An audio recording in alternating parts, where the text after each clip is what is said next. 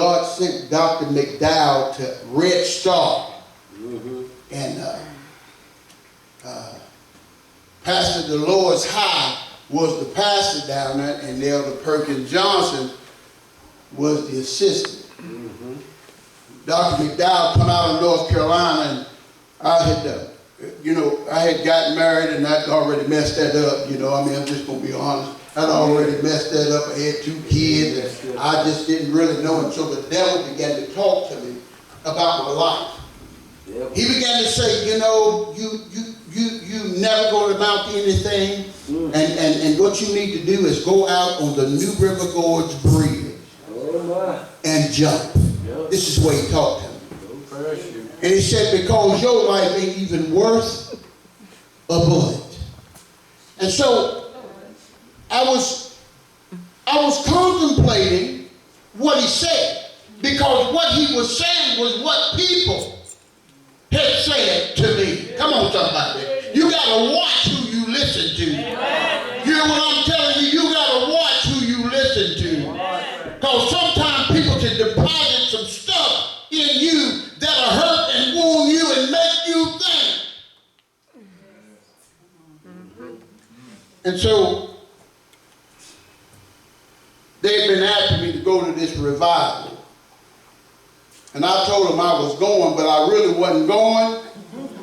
I was just getting them off my back, you know what I'm saying? And so after the devil, he rode me all that day, and it was Saturday. And he had rode me all that day. And so I said, well, before I jump off the bridge, I need to see my children. And guess where they were? They was at the revival. So now I got to go to the revival to see my children. All right. Dr. McDowell was preaching. When I walk in, I sit in the back. And I sit in the back. And I really didn't, because I was already high. Don't get that twisted. I was already high. You know what I mean? I'd already had snorted me some coke and I already had a couple of drinks and so, listen, and smoked about, maybe a dime bag of weed, because I smoked every day. If I woke up, I was smoking. If I laid down, I was smoking. If I got up to go to the bathroom, I was smoking. I was always smoking. So I went to church to see my kids. So I thought. And I'm going to tell you what God spoke to me today as I was writing. He said, you were worth saving, to the point that I sent Dr. McDowell out of North Carolina to come up here and preach a word just for you. Y'all hear me? Don't you ever doubt. Don't you ever doubt that God is who he say he is. Listen, we have reduced him down and weakened him down in the church that God will, but maybe he will. Maybe he won't, but God will. God's got the power to do it, and he will do it if you allow him to do it in your life. Hallelujah. Yes. Hallelujah. And he asked me that night, Dr. McDowell asked me to come to North Carolina, because if I stayed here, I would continually do what I always had done. And 2 weeks later, he sent for me. Oh yeah, God told me today I was worth saving. I don't get caught up in what people are talking about. Because I'm worth saving. I'm worth everything that God did. God died for me. You hear what I'm telling you? God sent him here for me. Listen, God is doing some things. You hear me? And listen, let me tell you something. It's greater, it's coming. We're in the dispensation of miracles and blessings that God is pouring out to his people. I don't want you to get it twisted. You ain't got to stay in the same shape that you're in, because now this great God is moving. Yes. Amen. Not by power, nor by might, but by my spirit, said the Lord.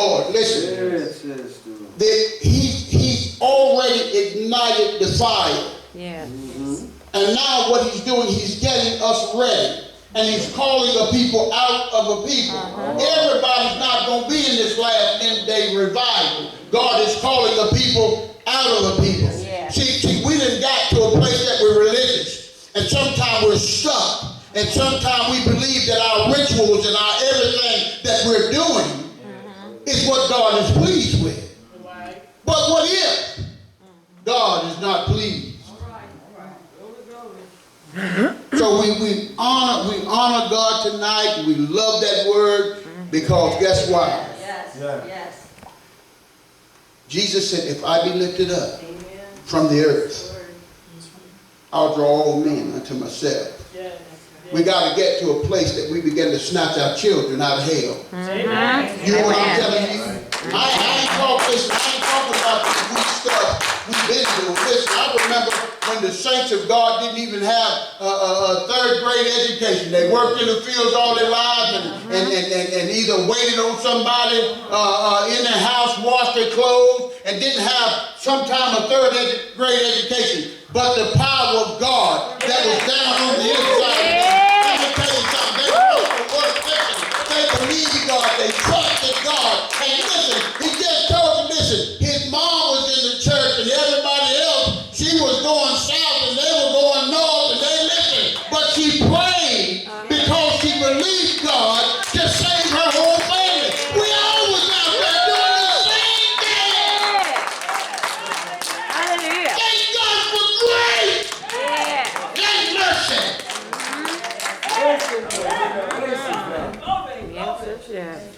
We honor this great God that we serve.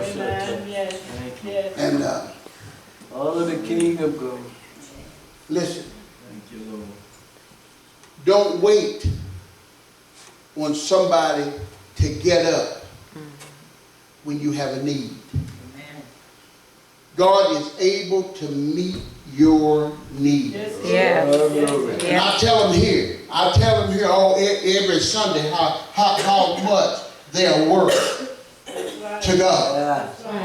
And they'll tell you, listen, I'm always building them up in the most holy faith. Yes, you can do it. I don't care that there's no such a thing as I can. Because I can do all things through Christ who strengthens me. But listen, there is higher heights and deeper depths. We've gotten complacent and comfortable. That's right. Now God is calling us out. Yes. He's calling us out. Oh, yes. And so I'm honored. I'm honored about this great God that we're serving. Thank God for my wife. Thank God for Pastor Les. I know we got one more night of the prophet, don't we? How many nights we got?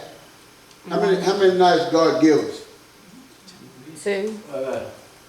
2 weeks. With him? We got 2 weeks, but let me talk about you tomorrow, right? Oh, See, yeah. We got about 3 or 4 days. nights. I believe it.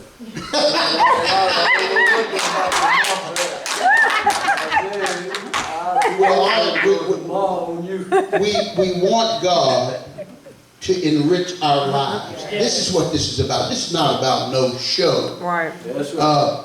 I don't take a salary. That's right. So I don't preach for money. That's right. That's right. Yeah, but I'm doing this for God. Everything that we do here, my wife and I have done because God ordained us to do what we're doing here. And let me tell you what God spoke to me today. I didn't want to be here. I didn't want to come back here. Did I, baby? I was mad because she kept saying, well, you know, the Lord is saying y'all need to go back. You need to, maybe we need to move. I'm saying, come on now, listen. I don't know who you listening to, but you ain't listening to God. And listen, I'm telling you, I was mad. I was mad. And I'm going to show you something. And I was telling this last night. She didn't even know nothing about this. Because she had been praying. I had gotten another job offer. And it was $60,000 a year. And I was, seeking God. But she thinks she's God. So, I was seeking God. And she was saying, I don't think you ought to take that job. I'm saying like this. Let me hear from God first. You know what I'm saying? And so she kept praying. I wouldn't tell her that God had already spoke to me. And I didn't want to come back here, and then as we came back, and I didn't want to pastor again. Y'all listen to me. I've started churches from the ground up, just like this one. Installed pastors in them. I was a church planter for the Southern Baptist Church, planted churches with them, and I didn't want to pastor again, because I'm going to tell you why. People is something else. So we just gonna plant P.U.S.H, right? So we just gonna plant P.U.S.H, and so we brought the buildings down on the field. We bought the field, then we put the buildings on the field to put them together. And so the zoning board felt like that wasn't just, what they wanted us to do, so they come against that. But they wasn't when we were riding through here. On a Sunday, we were riding through here, and I saw this sign that was illuminated on the side of this building. And I said, babe, let's stop. And so we were obedient, and we stopped, and all I could see was the number on the glass. Wasn't no for sale sign, wasn't no for rent sign, wasn't no, just a number. And like a dummy, I called the number. And the man said, we're coming right out. Well, I'll be right out. I don't think it took him 10 minutes to get here. Oh, come on inside. So, right, we go on that side first, right? I'm saying, yes, that will be great for P.U.S.H. Oh, it's just, then I didn't even come in here. I went on around to the back to the kitchen. Oh, yeah, then we can feed the hungry. We can have a soup kitchen. We can make bad lunches. I got all this planned out. And then we come back around and we come through this door. And I said, Lord, I hope you don't think. I hope you don't think. And I'm going to tell you what he said today. He told me this today. All right. He said, just like I sent Dr. McDowell to you, I divinely appointed him at such a time that you needed a word to save your life. He said, that's why you're here. Somebody's life needs to be saved. And so I was wrestling with this thing about this money, because I've always made good money. God, ever since I stepped out of West Virginia in the 80s, I asked God to make me the head, not the tail, and make me to be able to lend and not borrow. And I stood on the scriptures that if any man leave mother, father, sister, brothers, and houses, he would bless you 100-fold. And I stood on those scriptures, and I believed what God said in his word. And God did what he said he would do. Right. And so now God said, now you got to go back, and the same grace I showed towards you, now you got to show it towards others. That's why I'm in the streets trying to see people saved. That's why I'm out here with the crack addicts and the dope addicts and the crazy addicts because God saved me. His grace, his mercy. Now listen, all of us got children. That is out of the ark of safety. My son is going through a battle now in the prison system. So let me tell you what I'm telling God. I'm saying, God, you're going to have to do something. I want you to teach him the lesson that he needs to learn. And I told somebody today, and I'm going to say this out loud, I said, Lord, I hope they don't give him bail when we go up here on Friday. Oh yeah, I said it.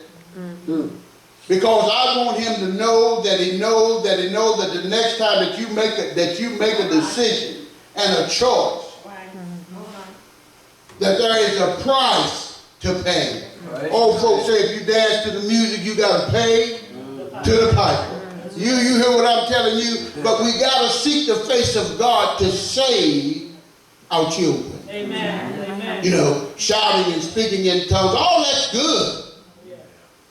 But now we got to go in the war room. We got to go to the war room. You know, the Bible said the kingdom of God suffered violence, but the violent take it by force. Listen, we don't need to be passive in this time. The reason why the devil has advanced his weaponry against the saints of the Most High God is because, guess what? Now we're fighting with obsolete weapons. We go to church sometimes. We serve sometimes. We pray sometimes. You know, we love when we... God is calling the people. It's revival time. It's revival time. God is reviving. He said after the Holy Ghost comes, you should have power.